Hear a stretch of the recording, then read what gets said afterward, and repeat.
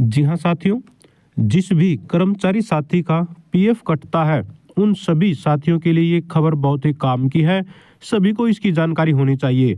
बता दें दोस्तों आप लोगों को, कर्मचारी भविष्य निधि संगठन ने जिन सुधारों की घोषणा की थी वो सुधार कर दिए गए हैं और उनको लागू भी कर दिया गया है। आइए देख लेते हैं कौन कौन से सुधारों को लागू किया है। सबसे पहले दोस्तों इन्होंने बताया था कि कर्मचारी को ही उनकी प्रोफाइल चेंज करने का ऑप्शन दिया जाएगा। उस प्रोफाइल में क्या क्या चेंज कर सकते हैं ये सबसे जरूरी है जानना। देख लीजिए क्या क्या चेंज कर सकते हैं। देखिए, वे अपना प्रोफाइल यानी कि कर्मचारी अपना प्रोफाइल जैसे नाम, जन्म तिथि, लिंग, राष्ट्रीयता, माता पिता का नाम, वैवाहिक स्थिति, पति पत्नी का नाम, शामिल होने की तिथि यानी कि ज्वाइनिंग की तिथि और छोड़ने की तिथि को स्वयं अपडेट कर सकते हैं। इसके लिए उन्हें कोई दस्तावेज अपलोड करने की आवश्यकता नहीं है।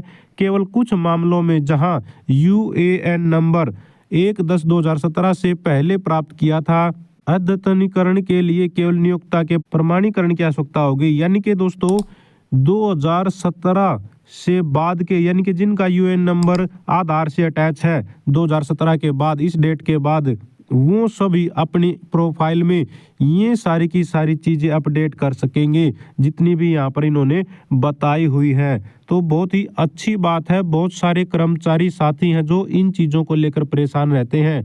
किसी के नाम, पिता का नाम या फिर date of joining, date of birth, इस तरह की चीज़ें बहुत सारी जो है गलतियां हुई रहती हैं कर्मचारियों की प्रोफाइल में, जो उनको बाद में परेशान करती हैं क्लेम के टाइम। तो कर्मचारी भविष्य निधि संगठन ने कर्मचारियों की इस परेशानी को देखते हुए अब ये जो पावर है ये कर्मचारियों को ही दे दी है, जो कि एक बहुत ही अच्छा निर्णय कह लीजिए, कह सकते हैं, वही कर्मचारियों के पक्ष में है। दूसरी खबर दोस्तों यहाँ पर देख लीजिए, ये भी एक महत्वपूर्ण सूचना है। भाई बताया गया है किस तरह से कितनी सारी कंप्लेंटें हैं इस तरह की जो प्रोफाइल से रिलेटेड है वो आती थी, या फिर अपना जो है एक कर्मचारी कभी किसी साल में कहीं पर काम कर रहा होता है तो किसी साल में कहीं और काम कर रहा होता है, तो पीएफ का स्थानांतरण करने की पावर भी कर्मचारी को दे दी गई है। आप लोग यहाँ पर देखेंगे, कर्मचारी भविष्य निधि संगठन के सेवा वितरण को बढ़ाने और सदस्यों के लिए जीवन को आसान बनाने के लिए पीएफ स्थानांतरण प्रक्रिया को सरल बनाया गया है। तो इसको भी सरल बना दिया गया है। सदस्यों के लिए कार्य को आसान बनाने के लिए कर्मचारी भविष्य निधि संगठन ने नौकरी बदलने पर पीएफ खाते के स्थानांतरण की प्रक्रिया को सरल बना दिया है, जिसमें कुछ मामलों में पिछले या वर्तमान नियोक्ता के माध्यम से ऑनलाइन स्थानांतरण दावों को भेजने की आवश्यकता को हटा दिया गया है।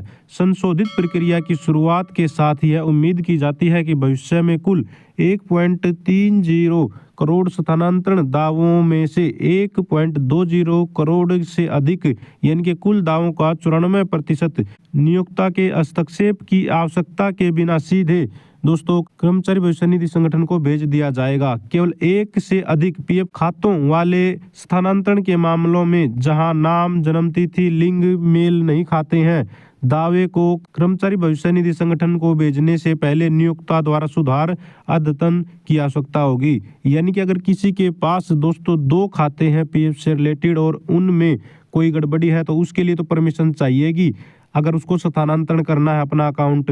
लेकिन अगर किसी का सामान्य अकाउंट है और वो स्थानांतरण करना चाहता है एक जगह से दूसरी जगह पर, तो उसके लिए परमिशन की आवश्यकता नहीं होगी।